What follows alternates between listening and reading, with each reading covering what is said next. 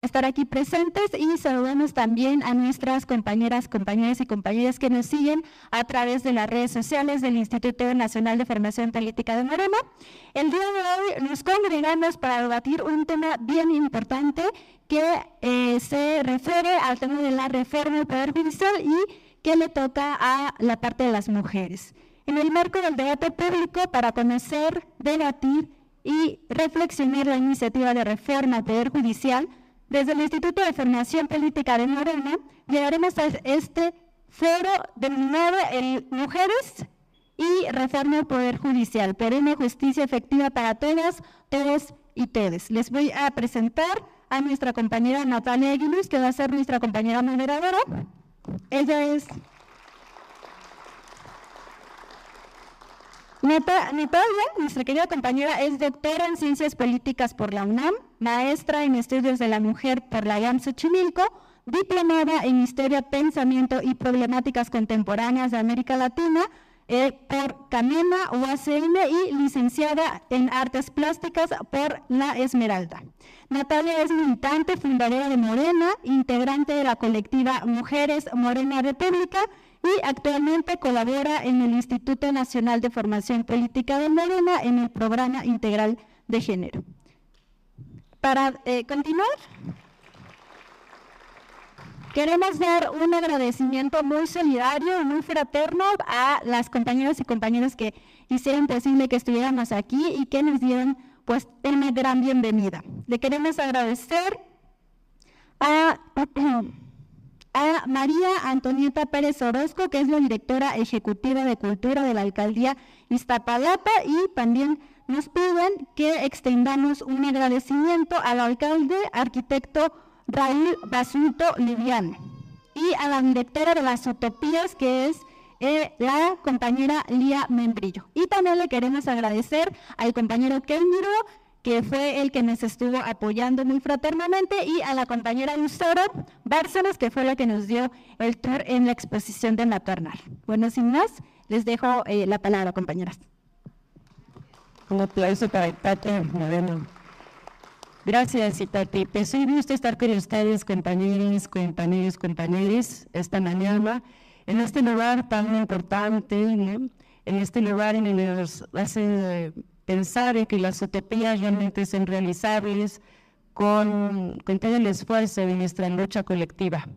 Vamos avanzando en este proceso y tenemos aquí pues muchas cosas que celebrar, pero también muchas cosas que seguir transformando, ¿no? En la cuarta transformación hemos logrado avanzar en recuperar derechos, en generar bienestar, pero todavía tenemos un gran pendiente, tenemos arrastrando desde hace varios años, pues esta violencia, estas violencias, esta injusticia que se sigue perpetuando. Entonces, este tema que vamos a ver hoy es muy importante porque si bien el 2 de junio tuvimos esta gran victoria en donde seguimos en este país diciendo adiós al neoliberalismo, esa fase del capitalismo, la fase más salvaje del capitalismo, y estamos en este país de pie, estamos luchando por transformar todo esto, pues vamos a tener a nuestra primera mujer presidenta, pues definitivamente tenemos un problema de justicia muy fuerte todavía, y esta reforma en la que se está presentando es una de las 20 reformas que presentó el presidente López Obrador, y también la doctora Claudia Sheinbaum, 4 reformas más que van a estar en discusión, pero esta del Poder Judicial es la reforma más importante, la piedra angular para que podamos seguir avanzando en este proceso. Y de eso vamos a hablar hoy. Y tenemos grandes invitadas, grandes compañeras ponentes, que son mujeres comprometidas, transformadoras en sus ámbitos, y que tenemos un gusto enorme de que hayan aceptado participar para compartir con todas nosotras, nosotros y nosotros sus reflexiones, sus propuestas, sus exigencias también. Entonces, tenemos aquí, nos acompaña el día de hoy, Rosa Cantú, nos acompaña también Guadalupe Juárez, Lupita Juárez, desde aquí de Lupita Juárez, Nelly Burgos, Teresa Rodríguez de la Vega, Clarisa Ortiz Quintero.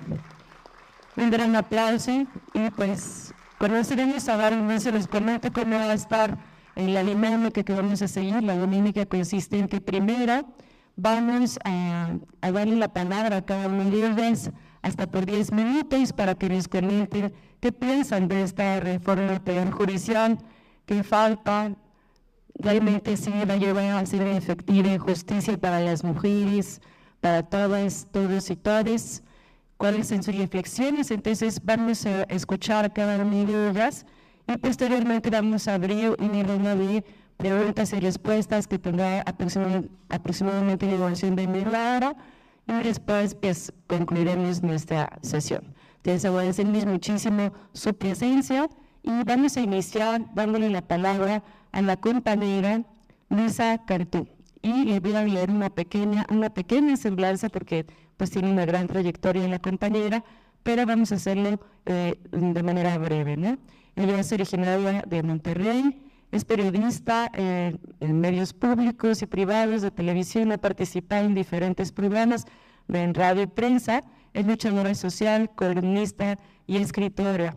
Es periodista por la Universidad de Periodismo Carlos Septién, especialista en periodismo científico y político, también tiene estudios de investigación y data en el Centro de Investigación y Docencia de Ciencias Económicas del CIDE.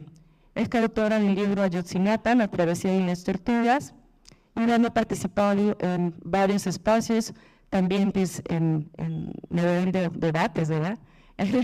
Y ahora es una analista muy interesante, siempre tiene algo muy provechoso que compartirles y hacernos reflexionar a todas y todos. Entonces vamos a darle la palabra a la compañera Luisa Cantú. Voy para allá con el micrófono.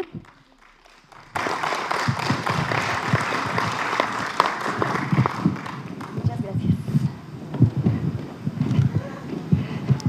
Buenos días, muchas gracias a todas las personas que nos acompañan, especialmente a mi santa madre que está hablando con esos niños que se escuchan gritando para que yo pueda estar aquí. Pues primero felicitar muchísimo esta iniciativa y la organización de este foro, porque algo que habíamos dicho, creo, muchas mujeres que están muy interesadas en la discusión de esta reforma, es que faltaba el espacio específico para hablar desde el impacto diferencial que tiene el sistema de justicia en las mujeres. Entonces, aunque creo que discutir en su amplitud la reforma o las posibilidades de reforma es muy importante, creo que hacerlo con la mirada feminista o desde el impacto que tiene específicamente cada etapa del sistema de justicia en las mujeres es algo que necesitamos hacer. Y además es muy simbólico y muy breve que sea aquí porque, ahora pero saben, el sistema de justicia que tenemos actualmente está generando también una crisis de cuidados. Entonces, estar aquí hablando de cómo se van en estos temas es muy divertido para mí, le agradezco infinitamente. Quise decir que creo que hay un saque de reforma que está enfocado mayoritariamente en los principios, en la gran parte que es la Constitución, y que posteriormente, como saben, veremos ya la ley orgánica del Poder Judicial y eso narra todos los detalles. Y creo que eso es muy importante. Pero independientemente de las reglas y de los trámites, las fechas, los tiempos de campaña, en caso de que pase la reforma como está y de cómo vamos a elegir a jueces, magistrados, creo que justamente lo que hay que discutir es el gran principio, si lo que entendemos como sistema de justicia realmente está cumpliendo su cometido. Ahí está en discusión la parte del Poder Judicial. Hay una parte previa, digamos, de procuración de justicia y una serie de impartición de justicia que se está planteando en discutir en uno de los foros, el de procuración, pero creo que no con el espacio necesario que requiere. Y yo quería poner sobre la mesa algunos datos que desde el periodismo me he encontrado. Las mujeres tenemos una relación, como bien saben, muy distinta con todas las etapas del sistema de justicia. Para nosotros el contacto mayoritariamente con la policía en cualquiera de sus cuerpos es distinto que para los hombres. Para nosotras los motivos de sentencia, por ejemplo, con el Poder Judicial son a veces distintos que para los hombres. Es decir, todas y todos estamos sujetos a las mismas irregularidades, pero las mujeres tenemos ciertas capas específicas. Hablando, por ejemplo, de el tema de policía, si algún día tenemos un conflicto con la ley, en las detenciones las mujeres somos 5 veces más torturadas y violentadas sexualmente que los hombres.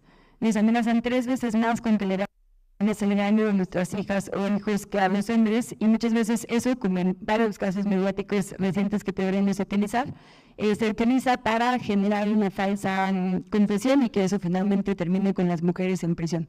Y más que la parte legal que se puede abordaremos acá, que yo no quisiera hablar de esa la unidad abogadil, pero sí de la parte que me ha tocado reportear justo posterior a lo judicial. Después de que las mujeres tienen alguna acusación y en su caso sentencia, o cuando no hay sentencia todavía entran en contacto con el sistema penitenciario, también hay un impacto diferencial muy importante. Y cuando los hombres lo hacen, el impacto también es para las mujeres. Es decir, cuando una mujer o un hombre entra en la prisión preventiva, las mujeres tienen un impacto porque sus hijas e hijos se quedan afuera, alguien les tiene que cuidar, normalmente son las abuelas, los hombres lo mismo.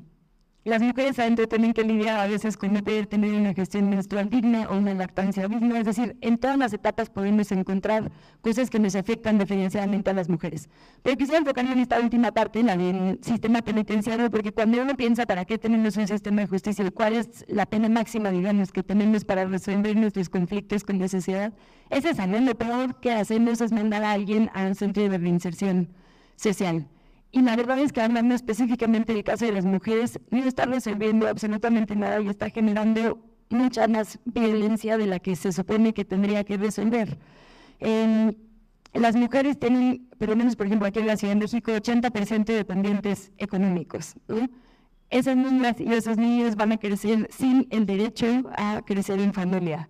Esas mujeres que tienen, o hombres, pero mayoritariamente son mujeres que tienen que cuidarles y que ahora tienen esa responsabilidad extra, van a deteriorar su salud, van a tener términos débiles, muchas veces van a tener que viajar grandes distancias para poder seguir viendo a sus familiares, porque no necesariamente cuando alguien va a un centro de reinserción está cerquita de su hogar.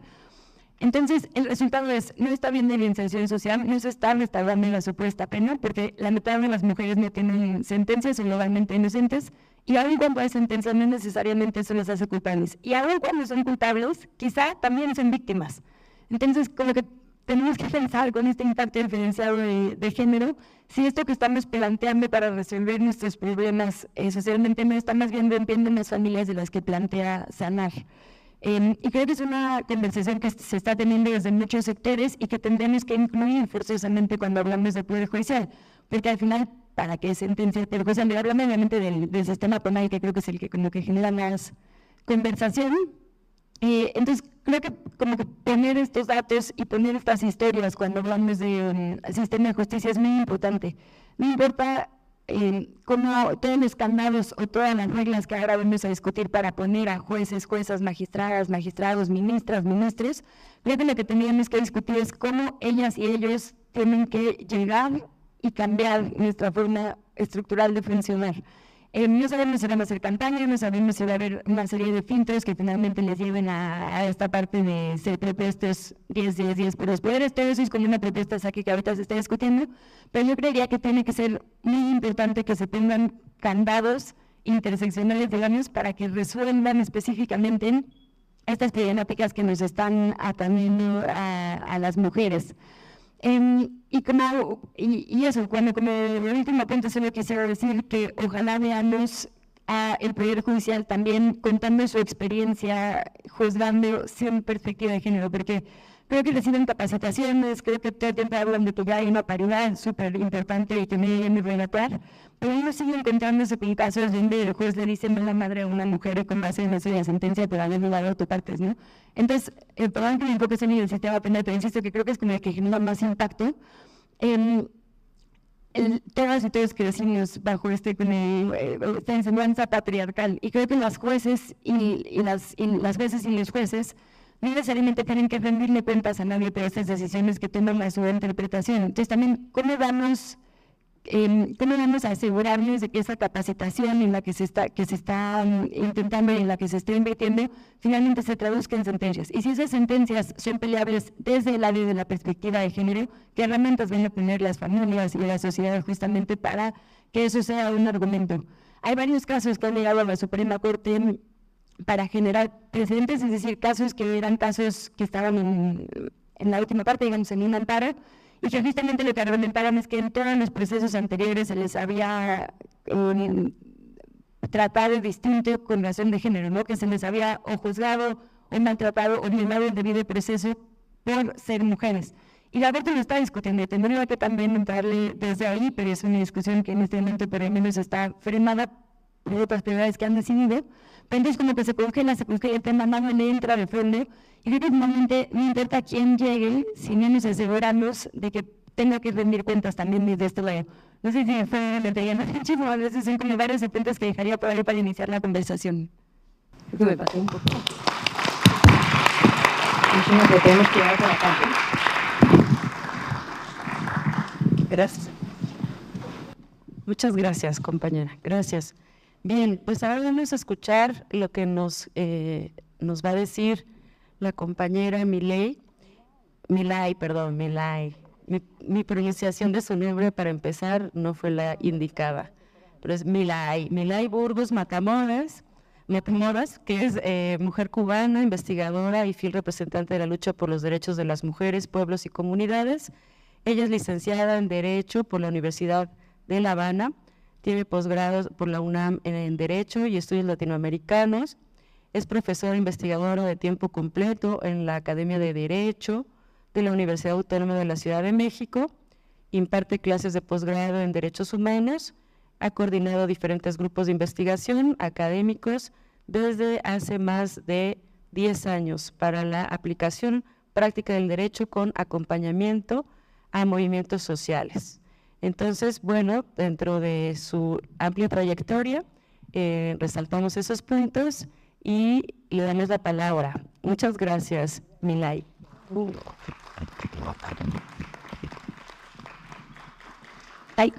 Gracias, Natalia. El tema de Milay es Argentina, no yo. Gracias por la invitación al Instituto, a Itati, la organización por acá. Y es un gusto estar con las compañeras hoy compartiendo este espacio. Y bueno, no es algo que comienza, sino es algo que ya está en curso, todo este debate sobre la reforma judicial. Y es un gusto estar en la Utopía Libertad. No había tenido la oportunidad de venir y es una maravilla esto. Ojalá tenemos la ciudad y el país de foros así como este, no solo este foro, sino los espacios en general, ¿no? Bueno, yo voy a hablar un poquito más general de estos temas, de reflexiones que hemos venido también haciendo en colectivo, desde el derecho, porque trabajan en el pensamiento jurídico crítico. No vamos a hablar de cosas técnicas, tan técnicas, ¿no? Porque el derecho es muy aburrido, además. No digo que soy abogada. Pero lo tenemos que usar, tenemos que es un instrumento que tenemos que conocer hasta cierto punto y usarlo en función también de la transformación social y en función de nuestras luchas. Y hay que entender un poco, porque evidentemente se habla de todo lo que pasa en México en el Poder Judicial y es válido, ¿no? Todo el proceso, pero no es el Poder Judicial mexicano tiene su raíz en el Poder Judicial que se configuró en el sistema liberal capitalista a partir del sistema liberal capitalista tuvo un nacimiento en el siglo XIX, aunque todo el capitalismo en sí es del siglo XVI. Pero yo lo que quiero enfatizar es que los poderes judiciales y la naturaleza histórica, política y jurídica es una naturaleza histórica, política y jurídica elitista, clasista, racista, patriarcal. No es solamente un problema de funcionamiento, es un problema de su naturaleza y su constitución, cómo se construyó. El Poder Judicial mexicano es heredero del Poder Judicial estadounidense, que es el que configura esta noción de que el Poder Judicial es el único o el dado para interpretar la Constitución y decir la última palabra sobre la Constitución.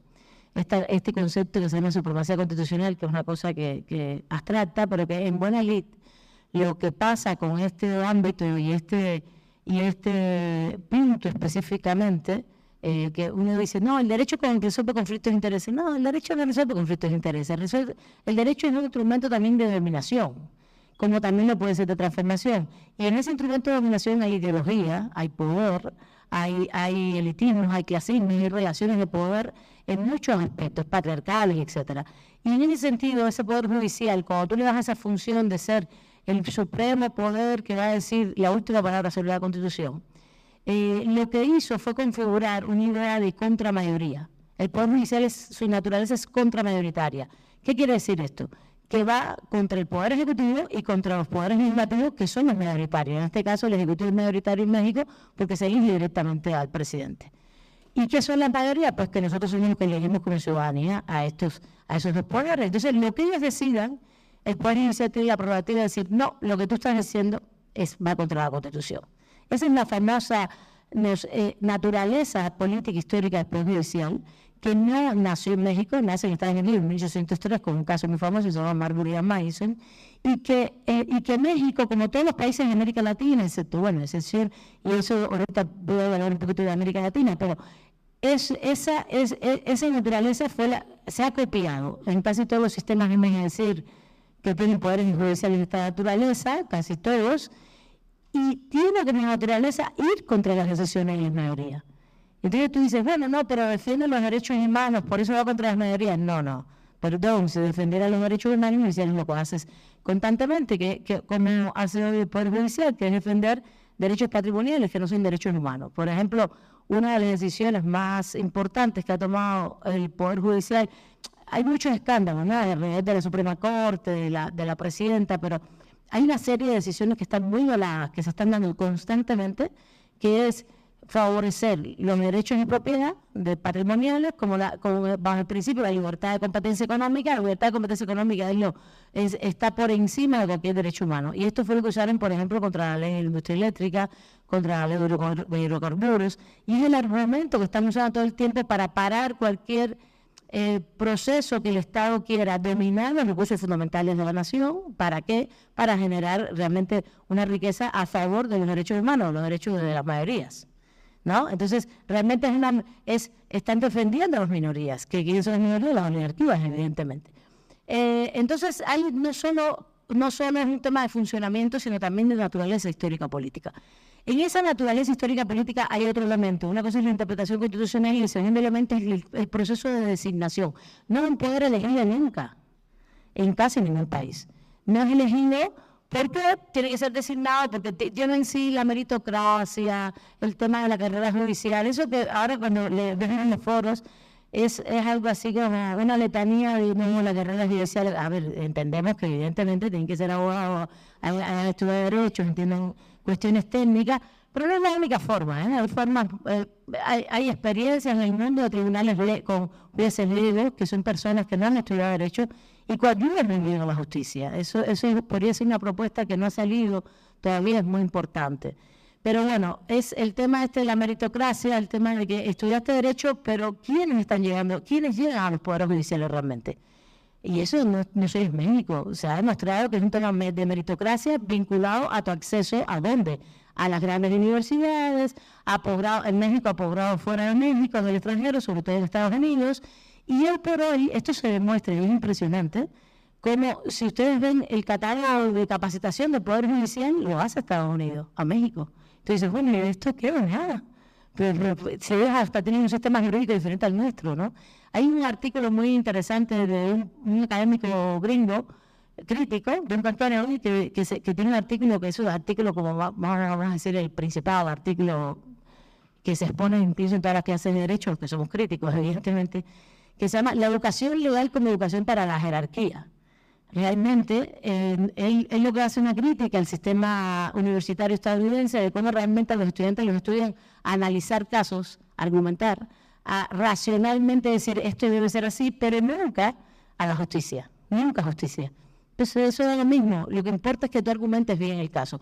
Eso también está pasando en México, ¿no? En todos los procesos educacionales y del derecho. Entonces, bueno, para ir cerrando y para no tomar mucho más tiempo, el problema del Poder Judicial es de naturaleza histórica, política y jurídica, de esta función que tiene como poder contramayoritario, de la designación, de la forma de designación y conformación del sistema judicial, que es meritocrático, jerárquico y por tanto es elitista y clasista, porque ¿quiénes pueden acceder realmente al Poder Judicial? No quiere decir que todo el mundo no haya accedido, incluso habiendo estudiado en la universidad pública. El tema es también que internamente después se genera todo un sistema de jerarquías y de meritocracias internas, no solo desde afuera, para entrar, sino internamente, que es muy poco probable que si tú no tienes contactos políticos, espacios políticos, nunca vas a poder llegar ni a ser magistrado, ni a estar en la Suprema Corte, ni mucho menos.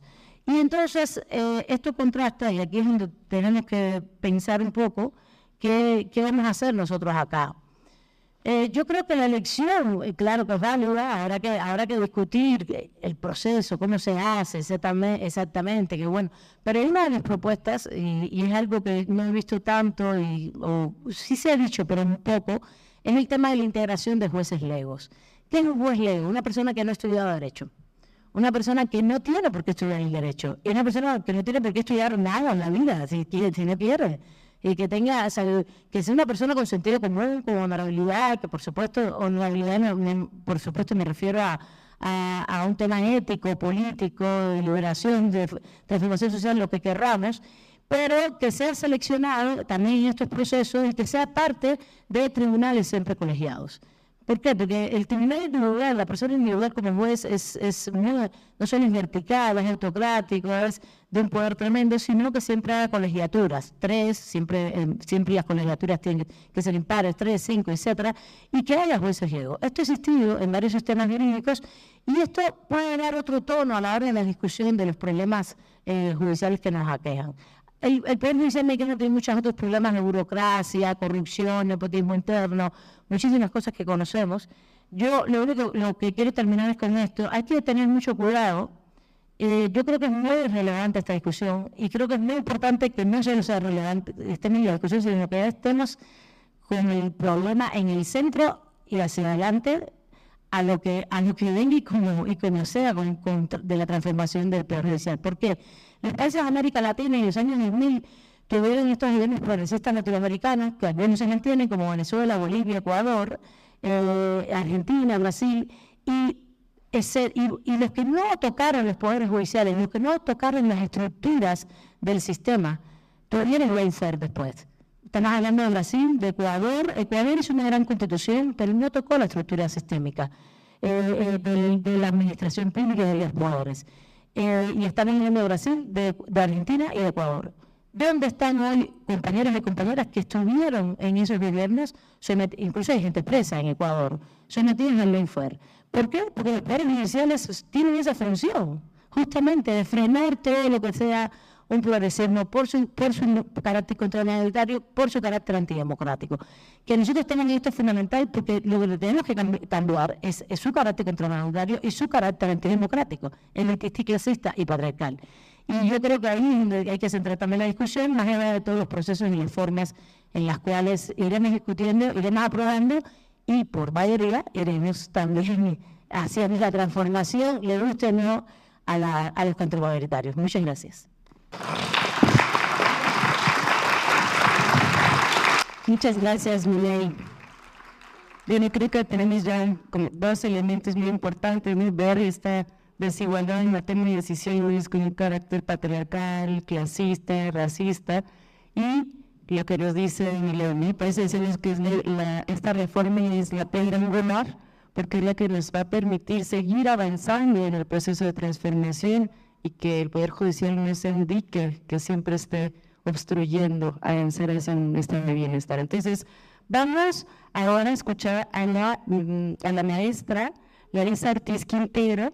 Ella es una mujer náhuatl del sur del estado de Puebla, nieta de indígenas campesinos e hija de inmigrantes en la Ciudad de México.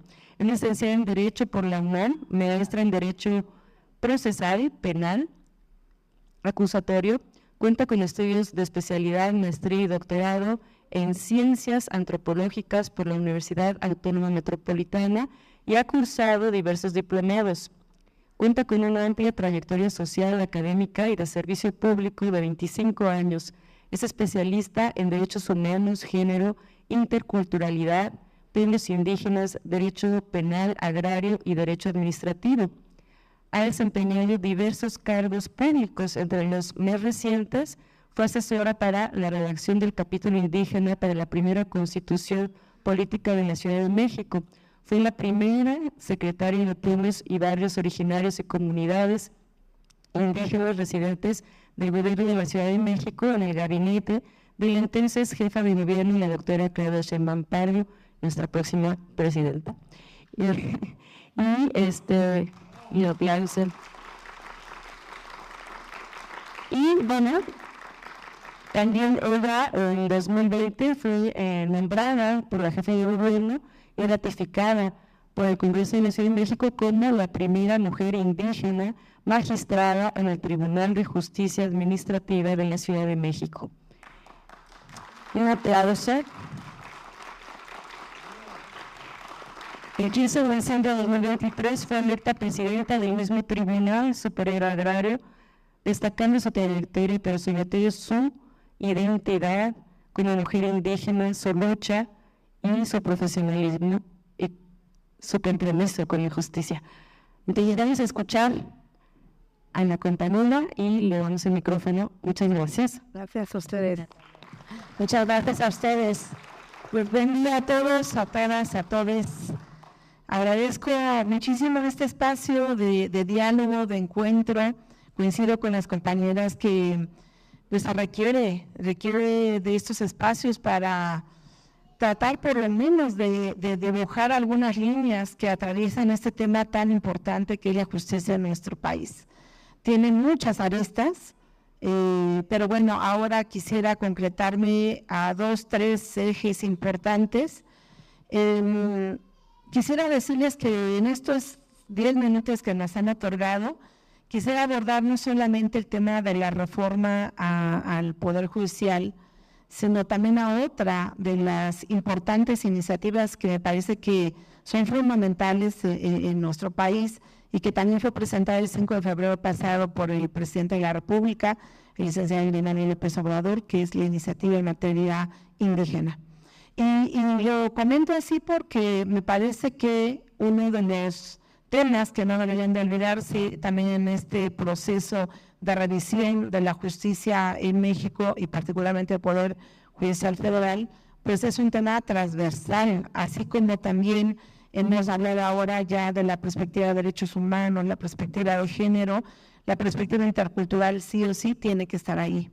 ¿Y por qué? Porque simplemente hablar de justicia para las mujeres no es lo mismo para las mujeres indígenas que para las mujeres no indígenas, o para las mujeres con discapacidad o con las mujeres, no sé, extranjeras, etcétera, ¿verdad? Y si consideramos la interseccionalidad, bueno, la justicia tendría que ser mucho más sensible que a lo que estamos acostumbrados. Entonces, también quisiera compartirles estos pensamientos a voz alzada desde mi identidad como mujer indígena. Me gustó mucho las participaciones anteriores y ahora que Milay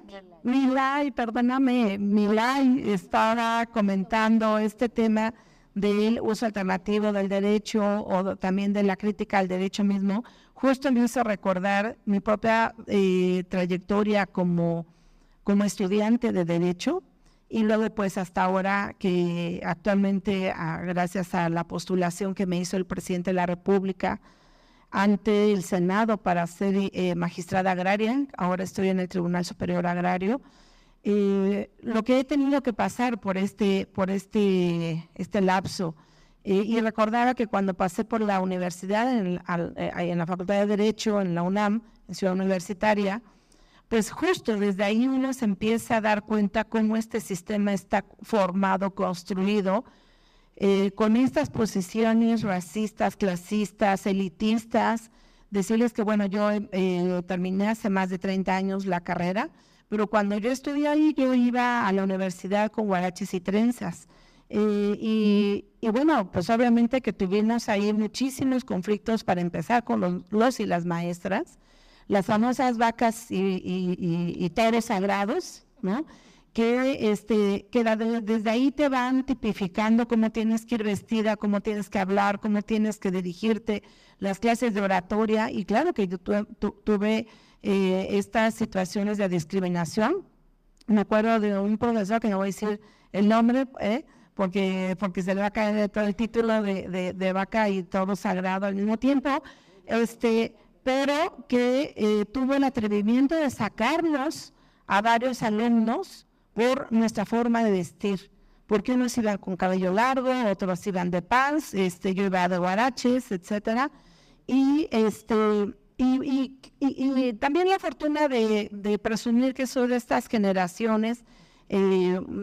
Fuimos compañeras, la ministra Lenia Batres, Martí Batres, muchas compañeras y compañeros que están ahora en el Poder Judicial en diferentes fueros, y en esa generación tuvimos el valor de enfrentarnos a los maestros y decirles, a ver, aquí venimos a aprender, y a ver, no vamos a aprender todos, tú desde allá y yo desde acá, y este tipo de espacios los vamos a tener que transformar, porque también desde ahí hay que criticar cómo están los procesos de enseñanza de los que sabemos acá y los que no saben de aquel lado, ¿no?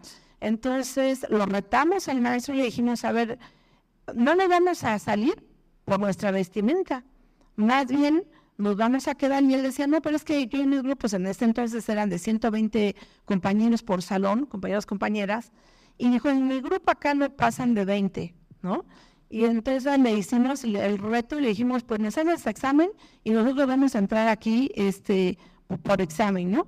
Y entonces nos hizo examen a los 120 y tuve la fortuna junto con otros compañeros de quedar en esos 20.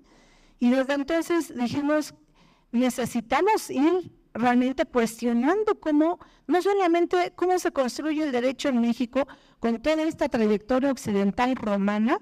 Y yo con esta formación indígena decía, ¿y cuándo vamos a hablar del derecho indígena? ¿Y cuándo vamos a hablar de cómo se imparte la justicia? Bueno, terminé la carrera y nunca jamás escuché hablar ni de los pueblos menos de la justicia y las justicias que se cometen ahí o cómo se imparte justicia por las autoridades indígenas. Hoy, 30 y tantos años después, tengo la fortuna de decir que soy maestra de esa facultad, de la materia obligatoria hoy de formación de derecho indígena. Pero todo lo que hemos tenido que avanzar, y claro que el tema que hoy nos convoca es un tema fundamental porque nos ha tocado desde nuestra propia experiencia ver cómo se imparte justicia penal a la población indígena, sin intérpretes, sin entender sus culturas, sin entender las idiosincrasias. Y hoy que estoy en el Tribunal Agrario, ni siquiera se imaginen los y las magistradas agrarias que cuando tienen un asunto agrario, detrás de ese núcleo agrario hay población indígena. Nunca prácticamente nombran intérpretes. Esa es la justicia que tenemos. Eso es lo que nos estamos planteando hoy con esta iniciativa y es una de las dos grandes preguntas. Una es, ¿qué tipo de justicia tenemos en México? Y la otra pregunta es, ¿qué tipo de justicia queremos en México? Y sí creo que tenemos que visualizar y fortalecer las perspectivas, por supuesto, como ya dije hace rato, la de derechos humanos, por supuesto la de género, y aquí las compañeras seguramente van a abordar todavía mucho más, pero es que sí coincido plenamente con lo que acaba de compartir la compañera, que tenemos que irnos hasta las raíces. No solamente es un tema de cómo vamos a elegir ahora los y las juezas, las y los ministros, etcétera. Sí, por supuesto que nosotros en el Movimiento Indígena Nacional sí estamos proponiendo que para ir rompiendo parte de estos sistemas elitistas, es que sí tendría que haber hombres y mujeres indígenas preparados, por supuesto, en todos los niveles del poder o de los poderes judiciales. ¿Cuántos jueces indígenas o juezas indígenas hay? ¿Cuántos magistrados o magistradas sabemos? Contados con los dedos de las dos manos y nos sobran dedos. Y no es porque tengan que estar necesariamente las diferentes identidades ahí representadas, porque no es un tema de representación. Es que el tema es cómo se imparte justicia otra vez a población indígena cuando no entiendes de qué estamos hablando, cuando hay un tema de por medio cultural y que eso te hace la gran diferencia entre que una persona, sea hombre o sea mujer, esté liberada o se tenga ahí en la cárcel por años. Por ejemplo, yo inicié mi carrera en Oaxaca, por allá por 1992, 93, y mi primer trabajo fue liberar a autoridades indígenas allá en el estado, autoridades tradicionales que por defender su territorio eran encarceladas. ¿Bajo qué tipología penal? Por usurpación de funciones, porque pues para las comunidades son autoridades con toda la extensión de la palabra, pero para el Estado no existen.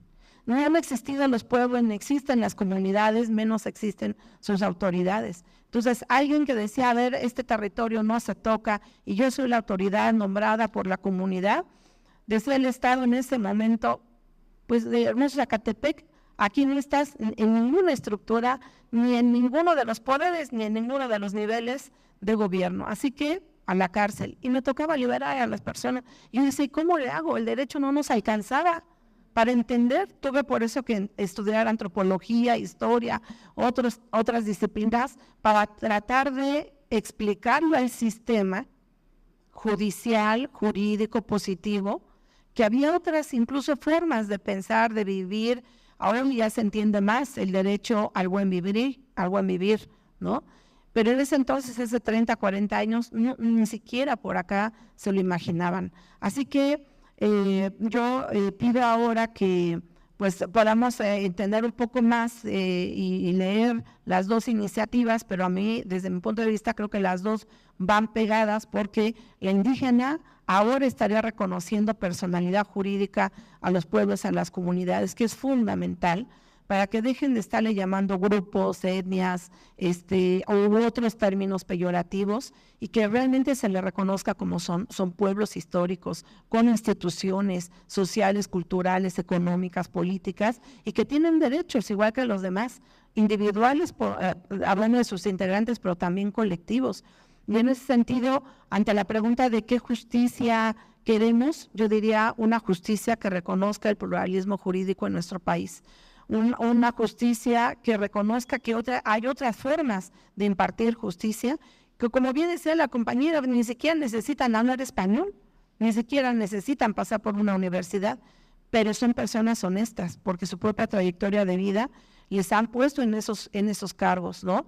Un sentido común, un tema de sensibilidad. Cuando llegan las comunidades, los representantes de los núcleos agrarios al Tribunal Agrario, les digo, oigan, pásenlos, ofrézcanles un vaso de agua, porque nosotros cuando vamos a las comunidades, se desviven las comunidades cuando llegamos y nos dan de comer, así sea una tortilla la dividen, y si tienen frijoles nos comparten sus frijoles, pero nosotros aquí asumimos unas actitudes elitistas como jueces, como magistrados, magistradas, de que nosotros somos los que sabemos porque pasamos por una universidad, y a veces ni siquiera lo recibimos. A veces nosotros les pedimos ahí a los secretarios de estudio y cuenta, a los secretarios de acuerdos o a las secretarias operativas que lo reciban si bien les va. Pues si no, que saquen cita. Y si la tenemos saturada dentro de medio año. O sea, sí creo y coincido con muchas de las pláticas, de las críticas que ha habido al sistema, que sí urge una reforma judicial, pero por supuesto que urge. Y también es cierto que hay que respetar quienes estudian y que llegan por mérito, sí está bien, pero el gran grosor no nos mintamos nosotros mismos, como también ya se dijo. No es cierto que estamos llegando por méritos, estamos llegando porque conocemos a un familiar, a un amigo. El nepotismo en México es tremendo. Simplemente en el tribunal donde yo estoy, en los tribunales agrarios, el nepotismo se traduce en más de cientos de familiares que están en los tribunales, sean operativos o sean jurisdiccionales. Entonces, no hay un tema, digamos, de que se nos vaya a desbaratar el país, que viene una revolución que casi va a explotar el mundo. No es cierto. En el fondo sí hay una gran preocupación por perder los privilegios, por supuesto que sí, porque tienen seguros médicos extraordinarios, los salarios, pero no es solo eso, lo que se nos paga con choferes, con miras extras, eso es lo que está en el fondo, pero no se dice. Yo me escuchaba hasta ahorita en los foros que se sinceren los jueces, las juezas, los magistrados, los ministros, y que digan realmente los privilegios consisten en todo esto, ¿no? No es eso, porque si fuera eso, pues la verdad está hasta salvado, ¿no? Y entonces se disfraza todo eso en otros discursos, no miren lo excelso que es años de academia, sí, claro.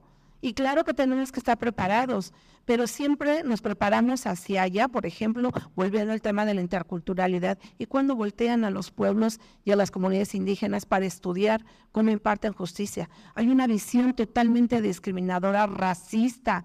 Todo lo que vuela, todo lo que sea indígena no sirve, es feo, es sucio, y volteamos y sigamos volteando al occidente y sigamos volteando, ya ahora ya no a las Europas, pero ahora con el sistema oral al anglosajón, ¿no? ¿Cuánto se invirtió para transformar el sistema penal en nuestro país al oral? ¿Cuántos millones de dólares para ir a capacitar a los jueces y juezas, etcétera, a Estados Unidos, a Chile, a Inglaterra?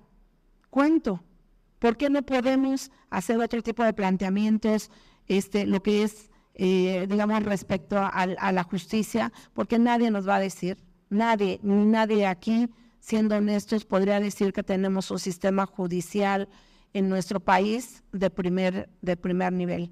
O sea, por donde le busquemos, tenemos que intervenir, y sí, en términos estructurales y de profundidad, de mucha profundidad. Así que esta reforma de pasar, que espero que pase, apenas será el comienzo de una gran revisión que se requiere hacer en términos de lo que yo espero que en algún momento lleguemos a tener, que es a un país plurijurídico, y que reconozca un sistema de diferentes formas de impartir justicia, en donde también los pueblos indígenas se les reconozca históricamente en la dimensión que realmente se requiere ser reconocidos. Muchísimas gracias. Y como dicen en mi pueblo, la Socamatiniac.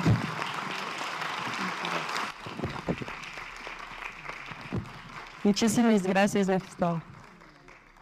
Gracias. Ahora vamos a escuchar a la compañera Teresa Rodríguez de la Vega. Ella es profesora en el Centro de Estudios Sociológicos, socióloga, analista e investigadora de la UNAM, doctora y maestra en Filosofía de la Ciencia, imparte cursos de teoría sociológica, filosofía de la ciencia y feminismo, y bueno, participa también en espacios de reflexión y análisis feministas muy importantes, ahí en pie de página, ¿verdad? En la mesa roja, y bueno, ya vamos a escuchar. Muchas gracias.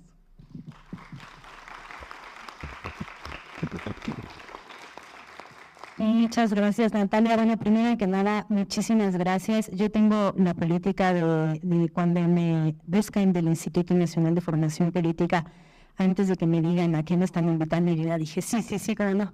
Y lo hago por dos cosas. Una, porque verdaderamente admiro muchísimo el trabajo político de formación del territorio que hacen. Me parece que esto que tanto se habla de la politización, en gran parte se debe al trabajo súper entregado, súper militante y comprometido de compañeros y sobre todo compañeras, como Dan y como tanta gente del instituto, a los que de verdad yo admiro muchísimo. Y la otra es porque siempre aprendo muchísimo. O sea, yo ahorita, por ejemplo, las escucho y ya tomo mis notas, y entonces pues también resulta un espacio formativo para mí que agradezco profundamente y siempre muy enriquecedor. Entonces, bueno, pues muchísimas gracias por la invitación. Me intento ir súper ágil en los 10 minutos para no cansarles mucho. Creo que hay que ubicar la discusión que estamos teniendo ahorita sobre la reforma judicial en sus alcances de ahorita, en el mediano y en el largo plazo, ¿no? Me parece que ahorita lo que tenemos es una propuesta de reforma al Poder Judicial, tal como se le entiende y tal cual nos lo explicó Milay, en términos de esta ideación de un poder contramayoritario que en los últimos tiempos de reformas progresistas o de impulso progresista en el país ha sido verdaderamente un dique, y que efectivamente en otras experiencias ha sido el dique que ha logrado revertir procesos de avance en la agenda de los derechos y en la agenda progresista, ¿no? Ecuador, Argentina, Brasil, como nos lo decía muy bien Milay. Eso es lo que está en la mesa. Entonces tenemos que, creo yo, ponderar el alcance de eso que está en la mesa, que no es poco, pero por otro lado, las puertas que esto está abriendo. Y la gran puerta que está abriendo, creo yo, es que estamos aquí discutiendo el sistema de justicia y lo estamos haciendo los no abogados, siempre con la ayuda y el acompañamiento generoso de los abogados críticos, que son poquitos y tienen mucha chamba estos días porque pues los llaman a todos lados, porque ni abundan justo por los procesos formativos de los que nos hablaban las compañeras, pero bueno, lo estamos discutiendo. O sea, la ministra Lenia Batres sacó a la Suprema Corte de Justicia de las salas cerradas, que es uno de los asuntos que se está discutiendo, a las plazas públicas. O sea, ya la forma en esto es cuando estamos discutiendo el sistema judicial, aun cuando el alcance de esta reforma no sea suficiente para reformar todas las cosas que tenemos que reformar para garantizar un acceso a la justicia para todos, todas, como señala la convocatoria que hoy nos reúne, ¿no? Entonces, creo que la discusión que se está haciendo al Poder Judicial, no al sistema judicial, abre la puerta para que podamos discutir al sistema judicial, y eso ya es de suyo muy, muy importante. También me parece, y el tema de mujeres, creo que entrará de manera mucho más poderosa en la reforma que necesitamos, no solo en la que tenemos. También está aquí. Necesitamos, por ejemplo, discutir qué candados en clave de perspectiva de género se va a poner a los procesos de selección previos a la elección, ¿no? Creo que hay muchas cosas, paridad sustantiva, cómo vamos a garantizar que la composición de los magistrados, de los jueces, de los ministerios sean de los ministros y ministras sean plurales, etcétera. Pero creo que la agenda género vendrá después, en la reforma necesaria, que todavía que no está, pero que nos abren la puerta, y creo que hay que entrar, creo que nos están invitando a pasar, y creo que hay que dar portazo, ¿no?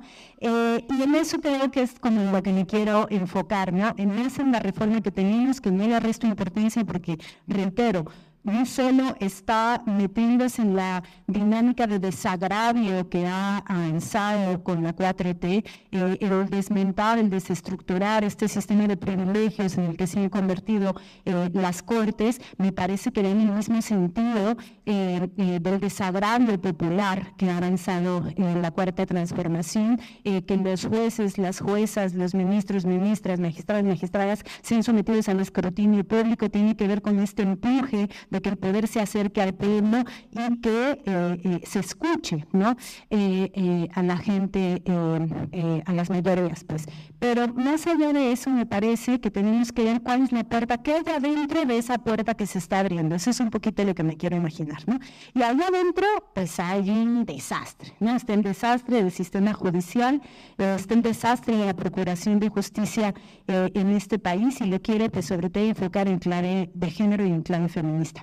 Y ahí hay una historia muy interesante porque lo que a mi consideración es la corriente del feminismo más avanzada políticamente y más a la izquierda, y que garantiza no ser funcionalizada para los intereses del poder, que es el feminismo interseccional, hunde sus raíces históricas en el derecho y en un juicio de unas trabajadoras negras contra la General Motors en los 70s. Entonces, en ese juicio, la abogada Kimberly Cringe, o una cosa así, ya no me acuerdo, lo que argumentaron en el juicio, después hizo todo un estudio respecto a cómo se dirimió el caso legal en cuestión, pero un despido injustificado. Lo que se argumentaba en el juicio es que ya había una intersección de presiones en clave raza, género y clase, ¿no?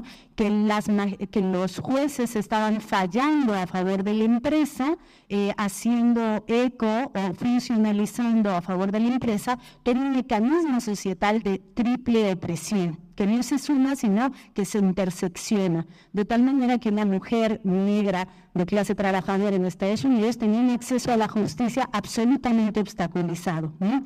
Esa es la historia última. Ya después se hizo corriente teórica, desde mi perspectiva la corriente teórica más sofisticada del feminismo y la teoría feminista, pero ese es su origen. Entonces, siempre que hablamos justicia y mujeres, en realidad estamos hablando de un terreno súper fértil, porque el acceso a la justicia es uno de los lugares en donde salta a la vista todas las maquinarias de opresión y de obstaculización a las que nos enfrentamos las mujeres en un sistema patriarcal como el que vivimos, ¿no? En el caso de los sistemas de acceso a la justicia, yo les recomiendo muchísimo que lean un artículo de aquí de mi intervención en esa Campeo, en Milenio, hace algunos días, en donde hace, por ejemplo, un recuento de toda la maquinaria, de cómo el sistema de procuración de justicia puede funcionar como una maquinaria de violencia de género, ¿no? En procesos de revictimización, de sexualización de imputadas y de víctimas, en los casos de revictimización, en casos de feminicidio, desde lesbi, pasando por Devane a Grafna, y se ha mostrado cómo la maquinaria de impartición de justicia, de procuración de justicia, es una maquinaria que genera violencia de género todo el tiempo, que va desde las dificultades para gestionar dignamente la lactancia o la menstruación en centros de privación de la libertad, como hasta cómo te reciben los ministerios públicos en el momento en el que tú te acercas, o bien cómo hay una desincentivación de la denuncia por esta maquinaria de violencia de género al que nos enfrentamos las mujeres, que incluye tortura sexual, chantaje respecto a tus familias y sobre todo mucha estigmatización, no solo en la como en la forma en la que nos muestra en la sociedad, en los medios de comunicación, por ejemplo, pero también como se nos juzga, ¿no? Criterios de mala maternidad como criterios que terminen pesando en el momento en el que se dicta la condena.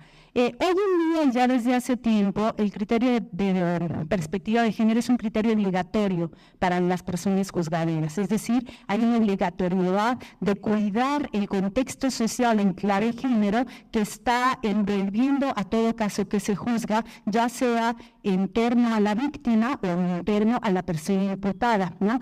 Que eso ha sido un avance importante, sin duda alguna. Por ejemplo, estaba yo ayer leyendo estudio, porque dije, no, pues aquí hay otra gente que les ha dicho, entonces me puse a estudiar, estudiando para él, me puse a leer un artículo que cuenta un caso que llegó a la Suprema Corte de un convenio de divorcio, en donde unas de las cláusulas tenían que ver con que la mujer que se iba a quedar con la custodia se quedaría con la casa, viviendo en la casa en calidad de usufructuaria de la casa familiar, la casa quedaba en nombre de los hijos, la mujer hasta su muerte tenía derecho de volver en la casa, con la condición de que no recibieran visitas masculinas, de que no se volviera a casar y que viviera con los niños, ¿no? Entonces, ese caso llegó a la Suprema Corte y el resultado fue la revocación de ese convenio de divorcio. ¿Y cómo se logró revocar? Pues se logró revocar por la obligatoriedad de la perspectiva de género para las personas juzgadoras. Entonces, se han hecho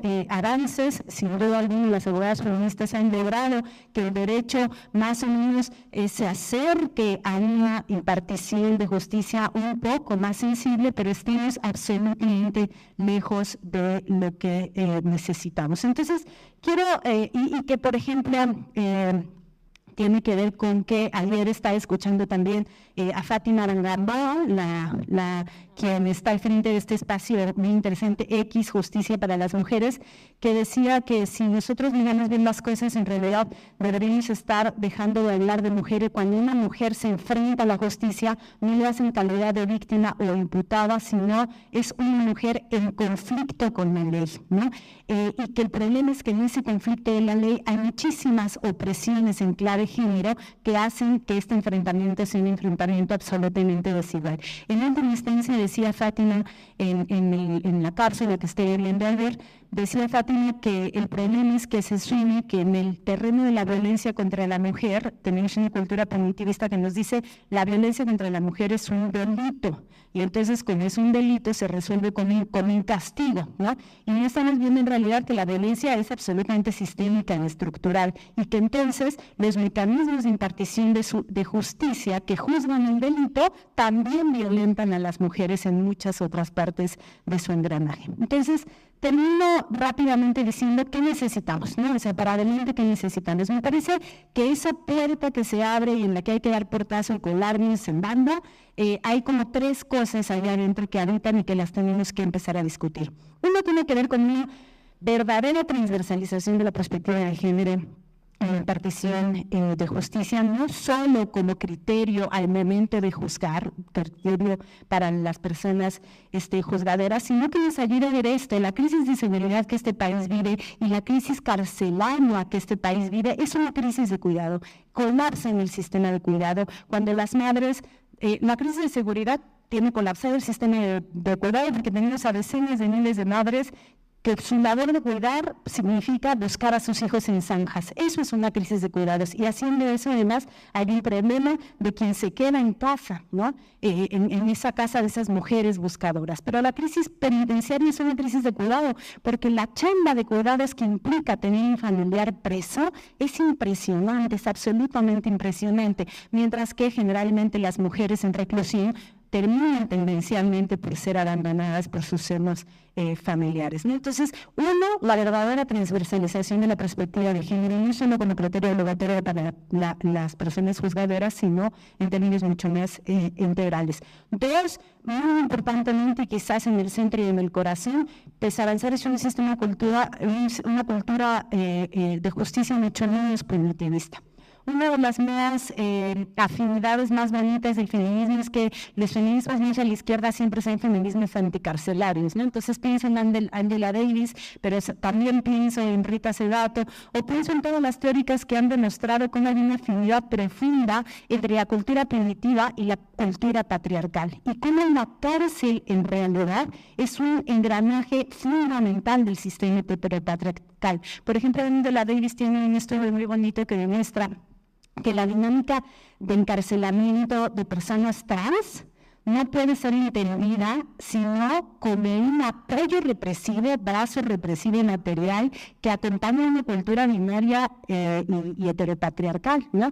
En el sentido de que nuestros sistemas de justicia están castigando delitos del Código Penal, pero también están castigando condiciones, están castigando condición de género, condición de clase, condición de racialización. Entonces, creo que avanzar hacia una cultura anticarcelaria, eso hace que el que estemos hoy aquí discutiendo esto sea súper potente, porque aquí se hizo en la Internacional Feminista, que suscribió un feminismo anticarcelario, y además que lo estemos haciendo a unos metros de la barra del reclusorio Oriente, en un lugar que se llama Utopía y Libertad, me parece que es en forma muy potente y muy poderoso, ¿no? Y por último, además de avanzar hacia un sistema antipunitivista, una verdadera democratización del sistema judicial.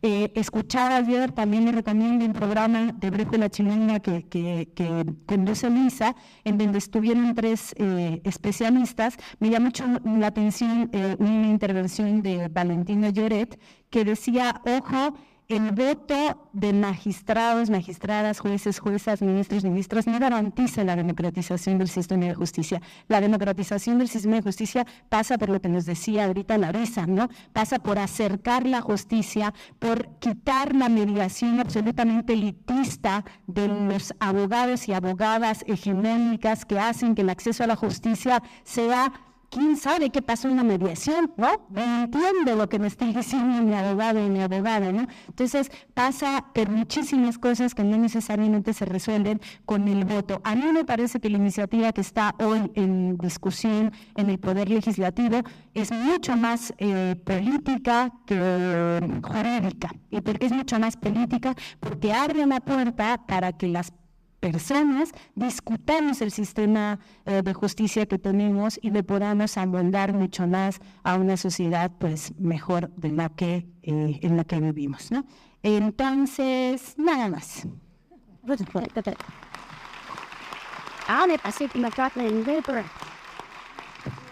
Muchas gracias. Nada más, un montón de cosas muy importantes también.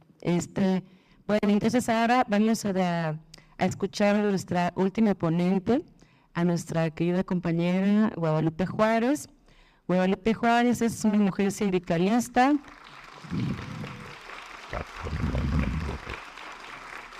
Fue secretaria de las mujeres en el Comité Ejecutivo Estatal de Morena en la Ciudad de México, dirigente de la colectiva de Mujeres Morena República.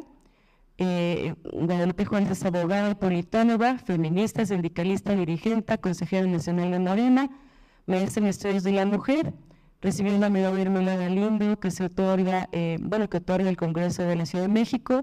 Esta la recibió en el año 2022 y actualmente es diputada suplente por el Distrito 16 Federal.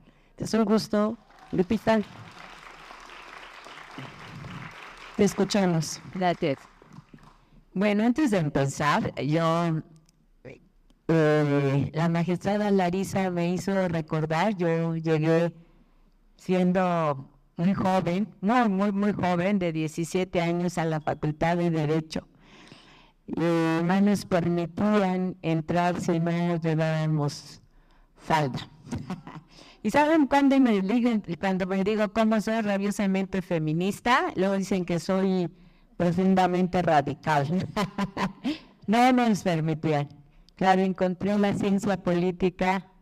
Digo, soy abogada titulada, pero creo que mi vida es la política. Agradezco la invitación del Instituto de Formación Política al Programa Integral de Género, un equipo fundamental que ha realizado cosas muy importantes para la formación de las mujeres de este país. Un gusto compartir esta mesa con Melsa Cantú, Teresa Rodríguez, Milay Virgas, nos une una amistad profunda, Larisa Ortiz, nuestra magistrada. A todas ellas hoy hemos aprendido muchas cosas. Déjenme platicarles. Este lugar es emblemático. ¿Quién estuvo aquí en la Internacional Feminista? A ver, levanten la mano. Esta es una historia de las mujeres en este lugar tan maravilloso que es la utopía o libertad. Miren, yo formo parte de una colectiva nacional, se llama Mujeres Morena República. Estamos en 28 estados, es una organización autónoma de mujeres, y nosotros realizamos 2 giras en el 21 y en el 22. Por circunscripción agarramos camino, muchas de las compañeras que están aquí nos acompañamos y cruzamos el país con 2 temas centrales: el derecho a decidir y 2, la participación política de las mujeres. Por eso cuando hablamos en el tema de justicia, nosotras, es un poco esta recopilación que hicimos. Y arrancamos la ponencia. Si no hubiéramos votado 36 millones de mexicanos y mexicanas este 2 de junio, el Plan C, no estaríamos platicando, como dicen nuestras compañeras ponentes, ni discutiendo la reforma del Poder Judicial. Recuerdo cuando se presentaron las reformas, se hicieron cambios a las leyes de manera legítima en el Congreso y fueron aprobadas por nuestro movimiento. La Corte las echó para atrás. En ese momento nuestro presidente definió una estrategia que no nos quedaba clara. Vamos por el Plan C, trabajemos por el Plan C.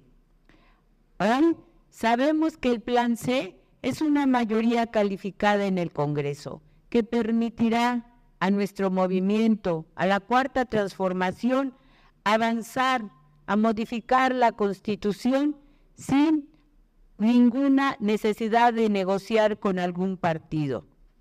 Esto lo logramos el 2 de junio y la mayoría calificada la obtuvimos Morena y la coalición. 371 diputados y nos quedamos a 3 senadores para lograrlo en el Senado.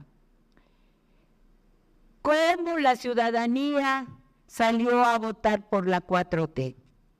Esto todavía los de la derecha se lo siguen preguntando. En algunos estados participamos el 60% y en algunos llegamos casi al 70%. Pero además nos subimos a la historia. Por primera vez vamos a tener una mujer presidenta. La doctora Claudia Sheinbaum será nuestra presidenta, la primera mujer presidenta. Y en todo este largo caminar en el país, en todo este proceso, la doctora habló muy claramente de las reformas. ¿Cómo estaba pensando ella construir este segundo piso? Apoyo a mujeres de 60 a 64 años, la no reelección, las becas para alumnos de educación básica, la reforma a la ley del ISSSTE del 2007 y la reforma constitucional al Poder Judicial. Las tres primeras fueron presentadas esta semana en el Congreso. Reforma del Poder Judicial. La reforma judicial del Poder Judicial primero incide a nivel federal y luego será en los estados. Implica transformar un poder, como decían nuestras panelistas, clasista, machista, racista y que no responde a los intereses del pueblo. Un poder lleno de nepotismo, de impunidad y complicidades en su interior. La reforma del Poder Judicial, como está ahorita planteada, incluye la paridad en todo, en la elección de ministros, magistrados y jueces, pero no incluye nada más de perspectiva de género. Sin embargo, consideramos que es un primer paso para seguir avanzando. Imagínense lograr que el Poder Judicial esté comprometido con los intereses del pueblo y por ende con las mujeres. Gran tarea nos espera y hay que dar el portazo. Coincido con la compañera.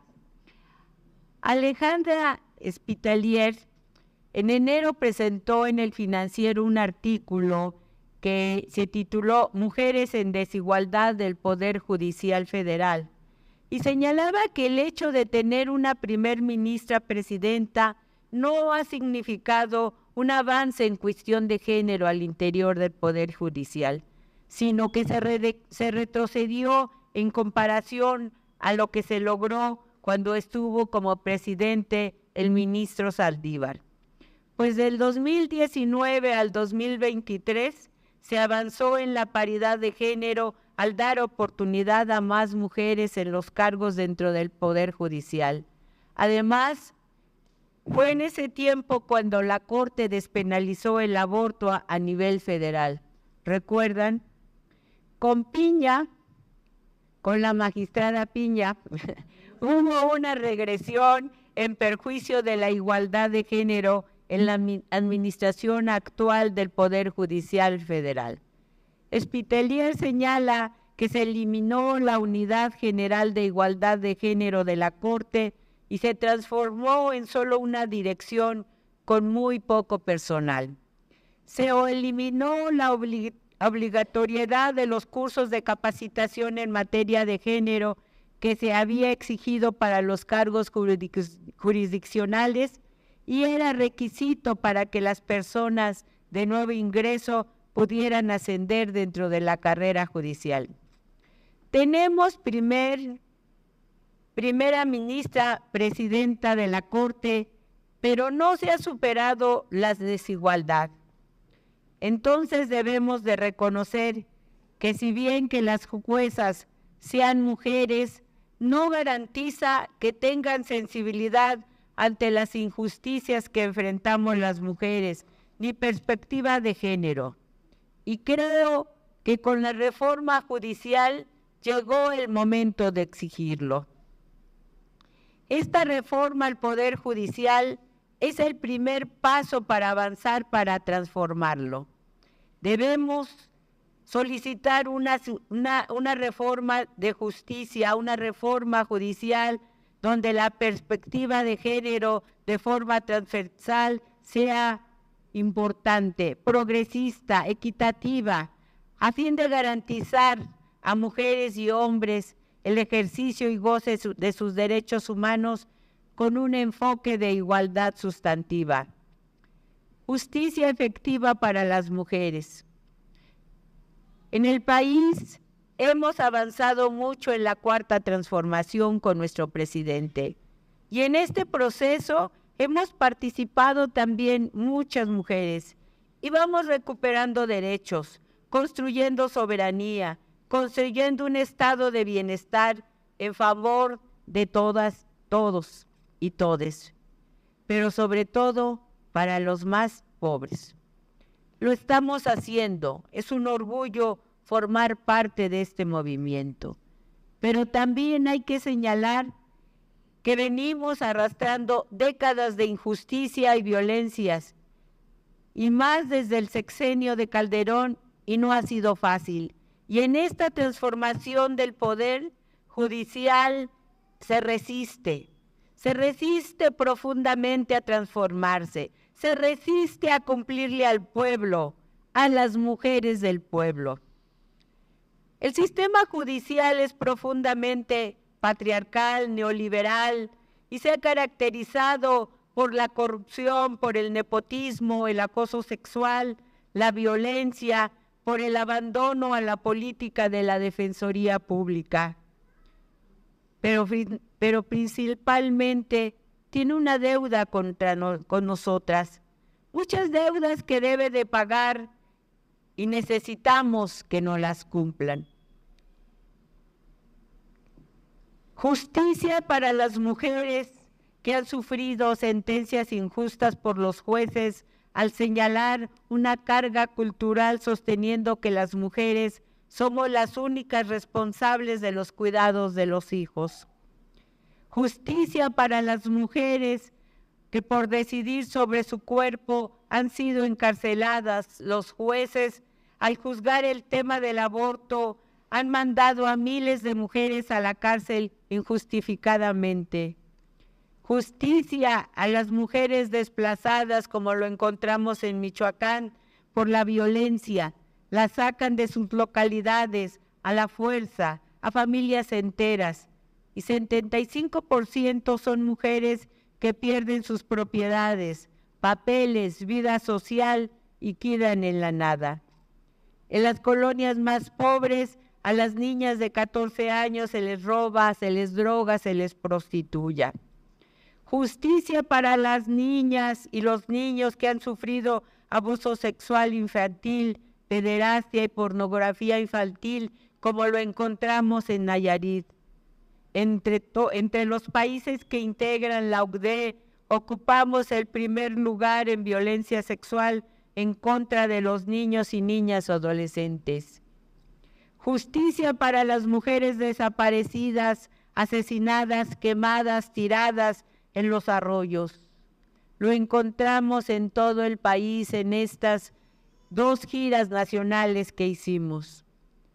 En nuestro país, 66.1% de las mujeres que tienen 15 años o más han enfrentado violencia en cualquier tipo alguna vez en su vida.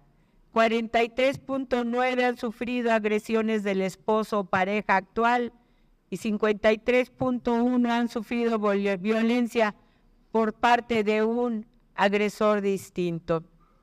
Justicia para las sobrevivientes de la tentativa de feminicidio. No somos cifras, diría la compañera Carolina Ledesma. Mariana Lima, buen día, Maricel Escobedo, Liliana Rivera, Jerry y muchas más.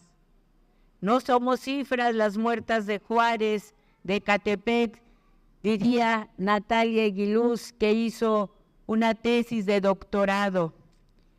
Y en todo el país exigimos justicia, cárcel a los violadores, a los pederastas, a las feminicidas, a los golpeadores.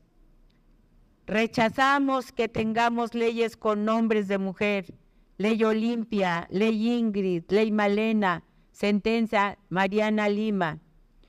El Poder Judicial actual y la justicia deberían de darse sin necesidad que las mujeres pongamos nuestro cuerpo y vida. Será una lucha histórica. El Poder Judicial es un poder conservador y con mucho poder. Con esta reforma, y con esto terminamos, democratizaremos el Poder Judicial y buscamos que se sancione a jueces, a juezas que no hagan bien su trabajo, que exista transparencia en las decisiones que toman, así como que respeten los tiempos que hoy se les están poniendo en la reforma para resolver los casos. No puede ser que tengamos 20 años casos sin resolver, ni que ganen tanto dinero. Los foros han señalado que ganan más de 5 millones al año. Es indignante para este país, es indignante para las mujeres que exigimos justicia. La lucha no será sencilla. Ese es el poder, que el requisito que todavía tiene la derecha. Y se sienten fortalecidos porque tienen 15 millones de votos. Nosotras, nosotros, todos tenemos casi 36 millones. Y lo vamos a lograr. Estamos convencidas porque la justicia está de nuestro lado. Es tiempo de mujeres de izquierda. Justicia, justicia para las mujeres. Muchas gracias.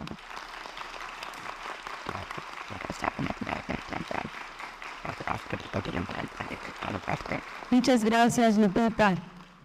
Gracias a la maestra Guadalupe Juárez. Y con esto vamos a cerrar nuestras participaciones de nuestras queridas ponentes y vamos a abrir la parte de sus respuestas, sus comentarios, sus preguntas, y también, bueno, Itati quiere comentar algo. Entonces, bueno, estamos, les queremos un poco conmovidas porque sí es una demanda muy sentida, que hay mucha injusticia en México, y pues sí necesitamos justicia para todas, para todos, todos, de verdad. Entonces, como decían, esta es una primera puerta. Es importantísimo avanzar en esta democratización del Poder Judicial y de ahí meternos para ver realmente cómo progresa un Poder Judicial que realmente sea justo, que no sea una injusticia lo que perpetúa, ¿verdad?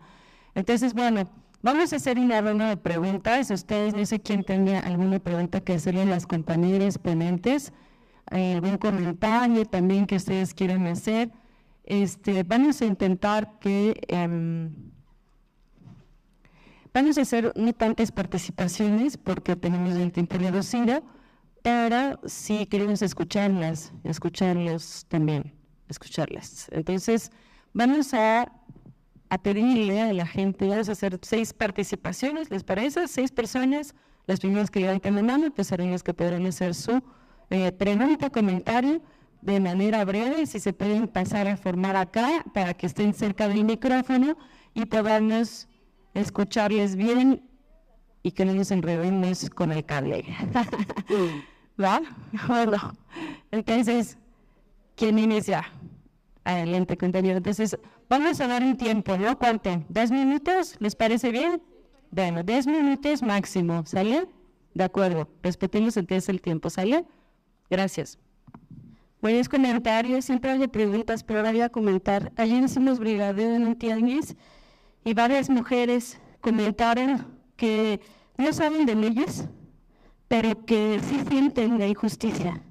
Le dijeron con groserías, pero yo voy a decir aquí, dijeron, qué bueno que hagan esta reforma, ya estoy de tanta de los jueces. Y eso es lo que quería comentar, porque a veces piensan en los medios, dicen que somos tan ignorantes, porque sí ignoramos muchas cosas, pero yo creo que las mujeres sabemos perfectamente el tema de la justicia más que otro sector. Y solo quería comentarlo porque fue en un tianguis con gente que probablemente no estudiaron en la carrera y todos y todas están a favor de la reforma. Pueden que no la entiendan con ello, pero sí la sentimos la injusticia. Así es. Gracias, compañera. Te escuchamos. Buenas tardes, yo soy Laura de Xochimilco.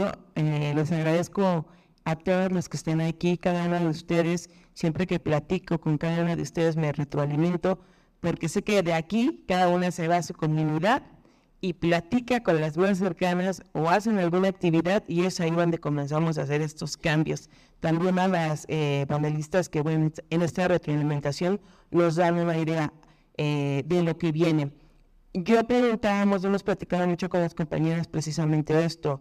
No hay un derecho comunitario, no hay un derecho en el que nosotras nos preguntamos cómo podríamos hacer un activismo más de raíz, porque pareciera que todo se queda en la teoría, y cuando bajamos a territorio encontramos que las mujeres no tienen información, encontramos mayordomos que son excelentes líderes, pero no tienen acceso a la información. Entonces hay leyes, pero también tenemos usos y costumbres, y en una combinación poco agradable para nosotras, sube la violencia en vez de que se reduzca. Entonces, mi pregunta es en este tiempo, ¿cómo podemos contrarrestar, incluso desde el mismo origen, desde el desconocimiento, no potencializar la violencia? Porque si bien hablamos de derechos, siempre me ha parecido que el derecho es como muy individualista, pero ella tiene esa mirada comunitaria que hemos perdido mucho. Entonces, ¿cómo se le puede hacer este ejercicio que hacen las compañeras? Pues es excelente, porque tenemos líderes en los mercados y dicen, pues yo nada más sé que tengo que contratar un abogado y defenderme, ¿no? Pero pues encontramos varias leyes y luego, ¿no? Se necesita. Entonces, esa es mi duda. ¿Cómo podríamos hacer un activismo pues más asertivo, ¿no? Muchas gracias a todas las que están aquí. Gracias, compañera. Adelante.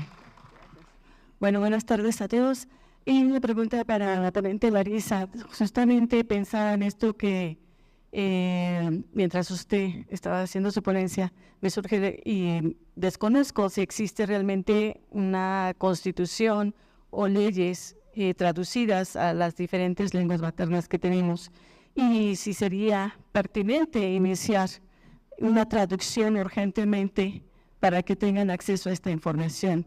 Y otra, ahorita que tocó la compañera lo de usos y costumbres, precisamente cómo empatar nuestras leyes con los usos y costumbres para que no surja precisamente un conflicto, porque hay una defensa a los usos y costumbres, pero también por usos y costumbres las mujeres pues somos más alejadas, ¿no?, de lo justo precisamente. Entonces, pues esas son mis preguntas. Muchas gracias.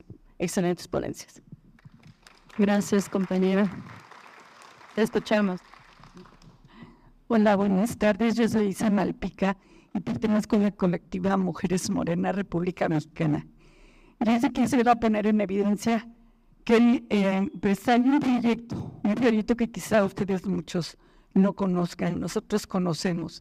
Y ya si quisiera preguntarles a las ponentes cómo podríamos empezar este único proyecto de Mujeres Morena, República Mexicana, que desde el 2016 y aún antes ha estado presente intelectualmente en la cabeza de nuestra compañera Guadalupe Juárez Hernández, y que ha formado un gran equipo de mujeres, primero a nivel ciudad.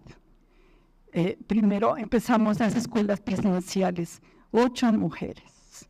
Llegamos a 100 mujeres en las alcaldías, mujeres con escuela presidencial, con talleristas preparadas.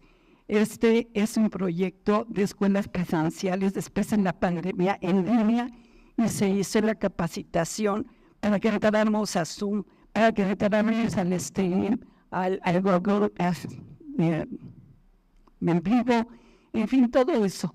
Y la revista.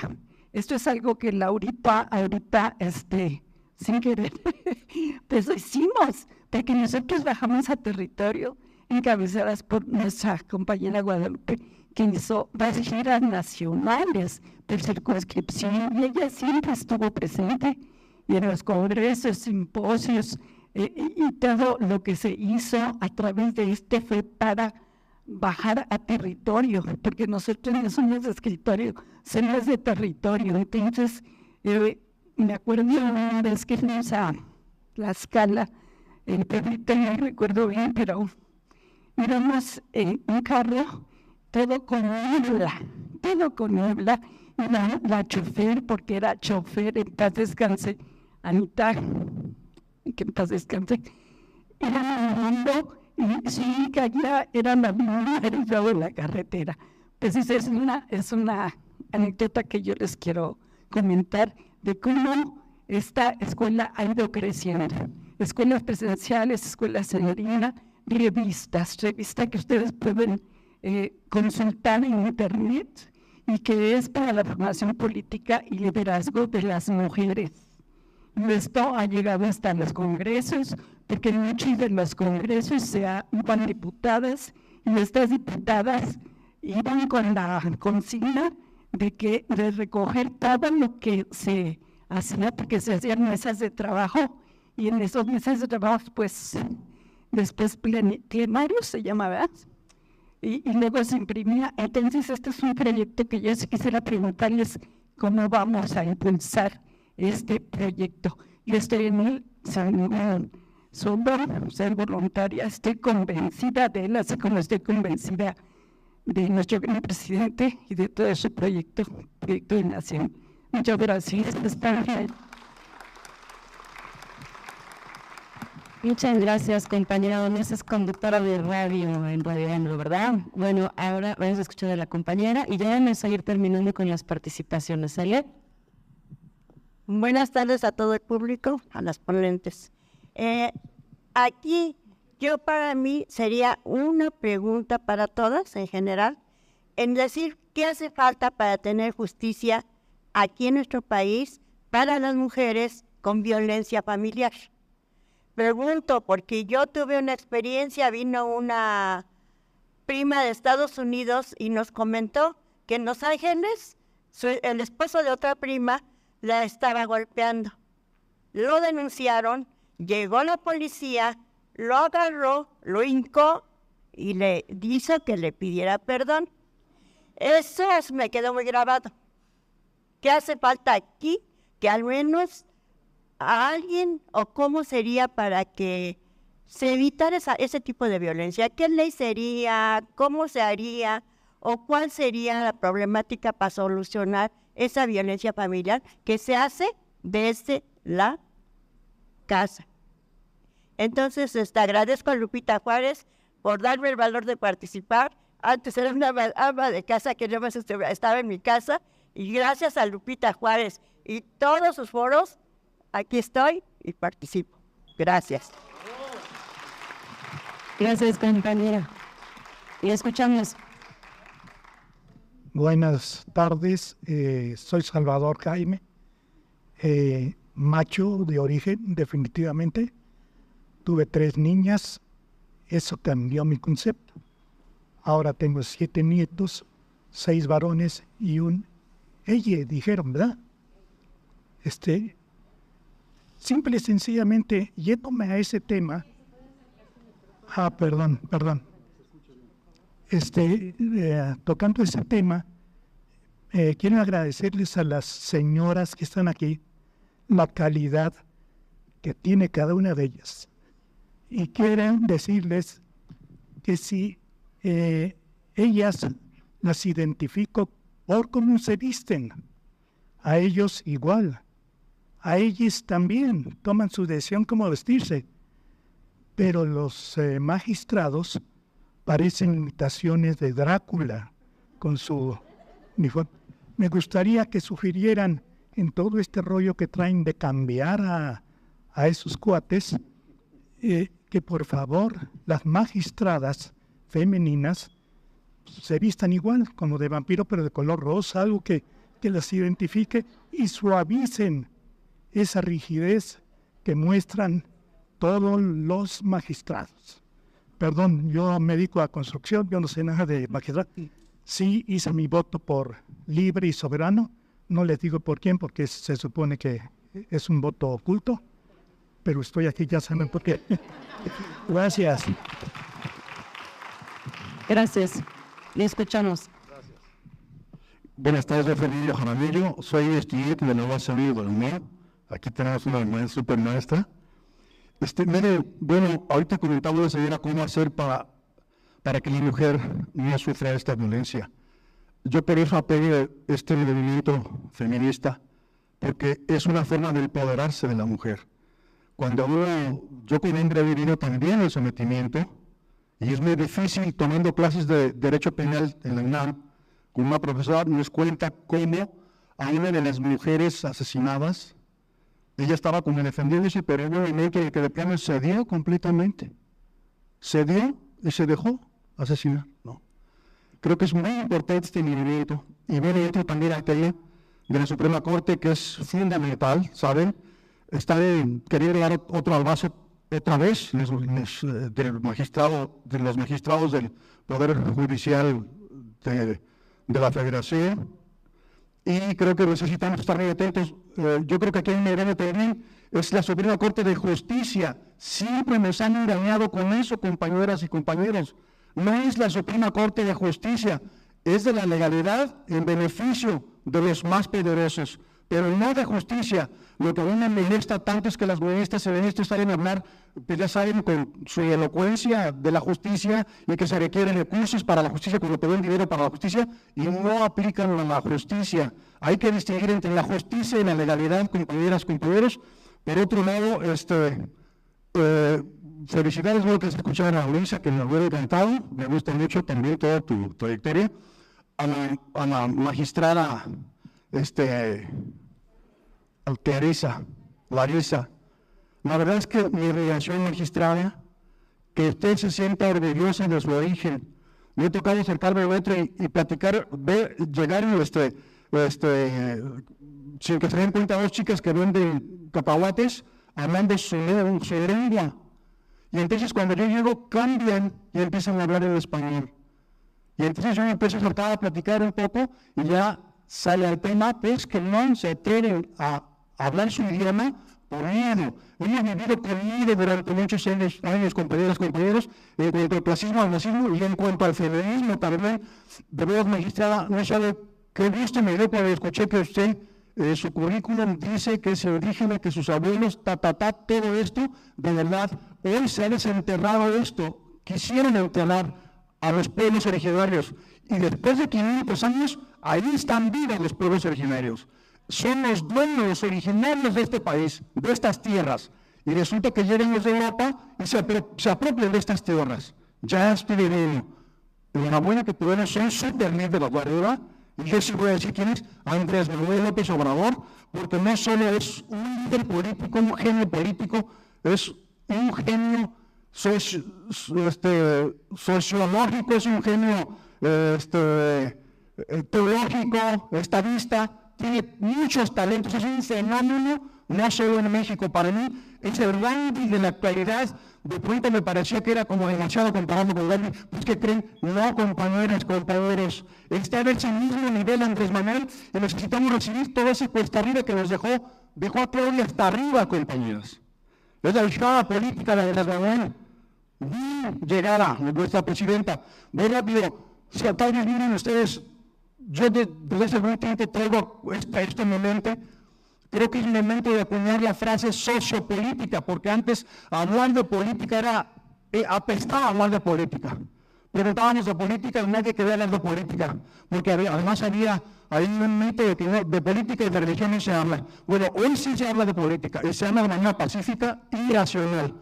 Creo que es importante que hoy aprendamos el concepto sociopolítica. Aquí tenemos a la compañera Guadalupe Juárez. ¿Y de cuánta gente ha hecho trabajo social? Ahorita lo acaban de comentar las compañeras, el trabajo social, pero eso no cuenta porque no eres político o porque no estás conectado. Creo que es importante que aprendamos el concepto sociopolítico, porque Andrés Manuel es un sociopolítico, no es un político tradicional. Claudia es una sociopolítica, porque él también hizo trabajo en la universidad y desde abajo con los compañeros que no tenían lugar en las preparatorias. Entonces, bueno, ahí lo dejo, compañeros conmigo. Gracias. Gracias. Bien. Bueno, entonces ahora les damos el micrófono a nuestros ponentes para ver quién quiere responder a algunas de las preguntas que hicieron. Yo creo que ¿todos quieren contestar? De acuerdo. Bueno, entonces. Bueno, yo si quieren, yo empiezo. No, 2 minutos. Bueno, a mí me parece importante que conozcamos, porque la conocemos, esta experiencia que hizo la doctora Claudia en la ciudad. ¿Quién conoce las lunas, compañeras? ¿Quién conoce la red de mujeres? ¿Quién conoce los ministerios públicos de abogadas mujeres?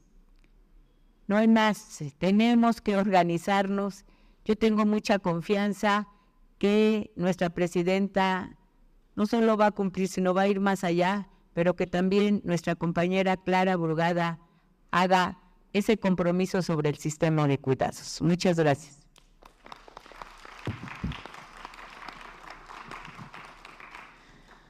A ver, muy rápido, una reflexión. Yo creo que hay que saber de derecho. La justicia y el sentir la igualdad, el sentir que uno es respetado, no solo en lo personal, sino en lo colectivo, es realmente el derecho. Ese tiene que ser el derecho. El derecho no puede ser esa cantidad de conceptos crípticos que no se entienden. Así se ha construido históricamente el derecho, para que la gente no entienda, para que la gente no sepa lo que está pasando, para que la gente no se pueda defender.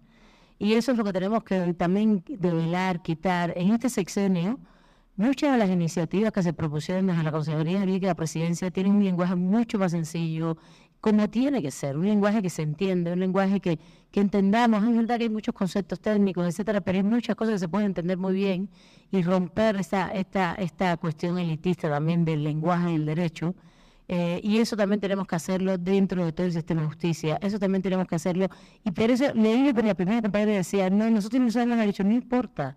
Tú sabes, nosotros sabemos todas sabemos lo que es la justicia, cuando nos respetan, cuando podemos respetar a nosotros, cuando podemos realizar nuestras necesidades, cuando podemos también estar en la búsqueda de la felicidad plena, que no es individual, sino siempre es colectiva, porque somos seres sociales. Entonces, eso es la justicia, y ahí tenemos una noción, todos y todas, y todos de lo que queremos. No hay que saber mucho de derecho, la verdad. Y por eso yo hacía la propuesta de los jueces y juezas legos, porque estarían con jueces profesionales y no hace falta saber de derecho. Lo que hace falta es tener sentido de justicia y sentido común de la justicia y de la igualdad y de la discriminación y la no discriminación, y también de las diferencias que tenemos todos y todas. Y por último, el tema del derecho comunitario, lo digo muy rápido. Nosotros, esto se viene trabajando hace mucho tiempo, y en México hemos intentado, no solo lo ponemos en las currículas docentes, sino de dárselo a los estudiantes, sino también de practicarlo, y seguro que Larisa puede hablar mucho más que yo de esto, del tema del pluralismo jurídico. El tema del pluralismo jurídico es que el derecho es único que existe, no es el derecho estatal. Existen muchos órdenes jurídicos que están confluyendo con el derecho estatal, y esto no es solo el del pueblo indígenas, también en urbanidades, en comunidades, sean urbanas, sean rurales, donde hay reglas que las comunidades tienen y funcionan mediante ellas. Eso, reconocer el pluralismo jurídico, Larisa lo mencionó, en nuestra Constitución, que no está reconocida, y en nuestro sistema jurídico es un reto, pero también lo podemos hacer en la práctica. No pensemos tanto en las leyes. En la práctica nosotros tenemos reglas, ejercemos reglas, y podemos hacer y vivir una vida comunitaria que es más política que jurídica. Pensemos más en eso, y en esa vida política, haciendo desde el colectivo y desde las luchas sociales, la realización de nuestros plenos derechos humanos, vamos a decirlo así, nuestra plenitud como personas, no solo en lo individual, sino sobre todo en lo colectivo. Es lo que quería comentarles. Muchas gracias. Bueno, muy interesantes las preguntas y comentarios que hicieron.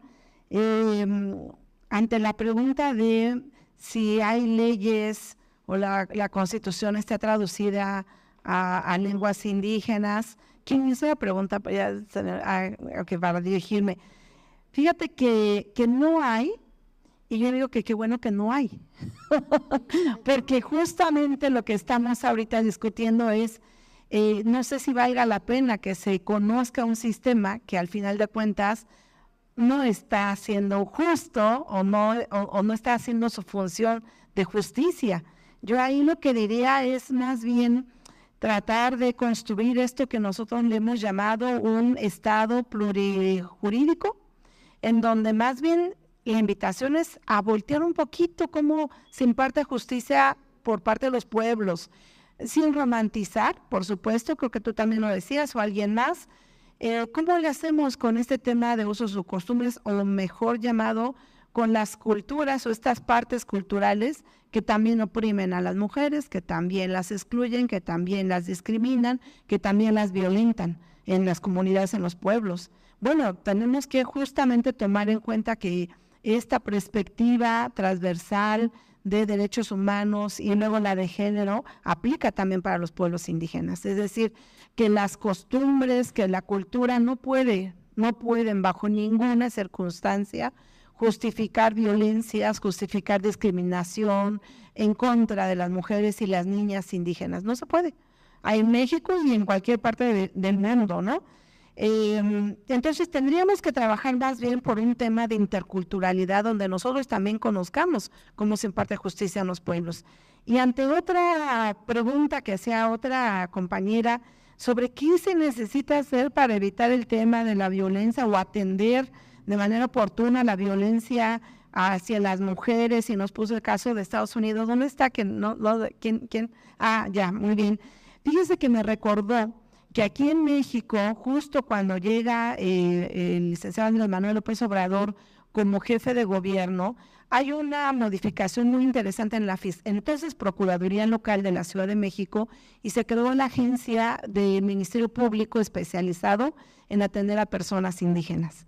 Y tuve la fortuna de conocer muchos casos de cómo esta agencia, que se integró por hombres, mujeres indígenas, abogados, abogadas, ¿no?, que hablaban sus lenguas.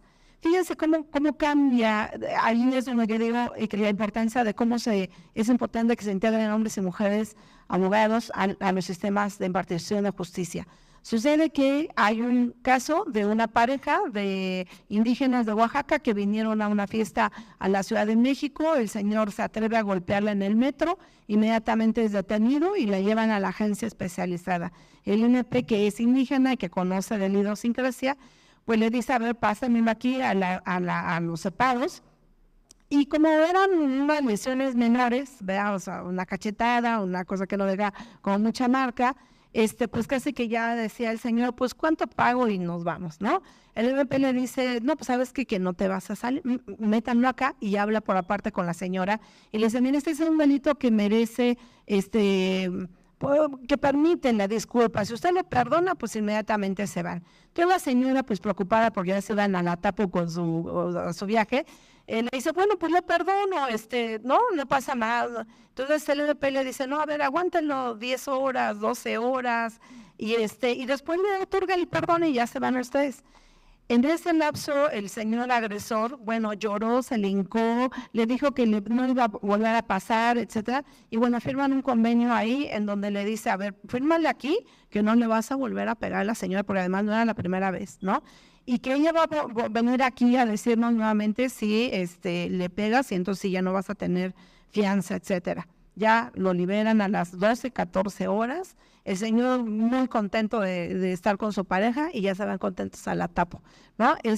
Yo creo que esas son de las cosas que si uno hubiera sido formalista de, a ver, tomen la declaración de 48 horas, etcétera, etcétera, etcétera, no hubiera pasado nada. Ahí es donde yo digo que vale la pena echar un vistazo al pluralismo jurídico para nuestro país. Gracias, Camatimiac.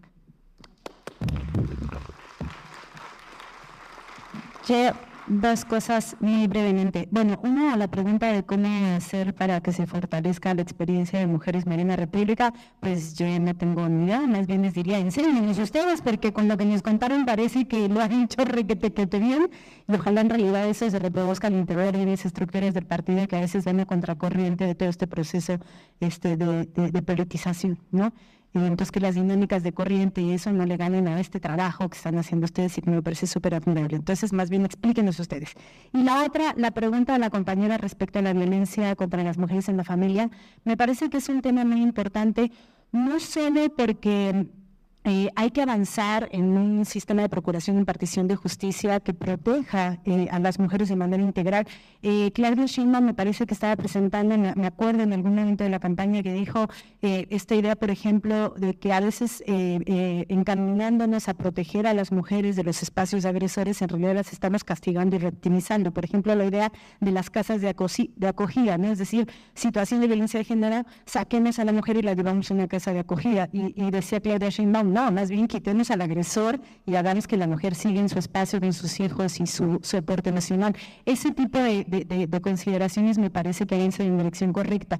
Y sin embargo, creo que en el tema de violencia de género tenemos que ser muy cuidadosos, porque si nosotros la miramos solo desde la perspectiva de que es un acto que amerita castigo y que la justicia se resuelve en ese loop de violencia-castigo, no nos estamos dando cuenta que en realidad cuando nosotros nos quedamos ahí, al pedir castigo estamos activando otra maquinaria de violencia de género que es el sistema punitivista carcelario. Entonces creo que tenemos que ser como muy responsables de sí exigir justicia, sí exigir reparación del daño y garantías de no repetición, pero no hacer que el dolor, el peligro cotidiano en el que vivimos las mujeres en este país nos nuble la visión de que no podemos hacer que nuestro dolor y nuestro peligro cotidiano se funcionalice para fortalecer un sistema punitivista y carcelario que genera violencia contra las mujeres, ¿no? Entonces, bueno, creo que en la raíz de todo está la violencia material que hace que las mujeres nos necesitemos quedar en el espacio en el que se nos violenta, ¿no? Entonces, toda política social que avance en la independencia económica de las mujeres, en quebrar esta dependencia material que soporta la opresión y el peligro cotidiano, y en hacer, sobre todo, que se rompa esta inmencia de la división sexual del trabajo que garantiza que las mujeres dependamos materialmente para subsistir de muchas veces quien nos violenta, pues creo que hay que avanzar hacia ello. Entonces, que se haga justicia, que se castigue, pero no hay que quedarnos ahí porque los sistemas de castigo activan mecanismos de violencia.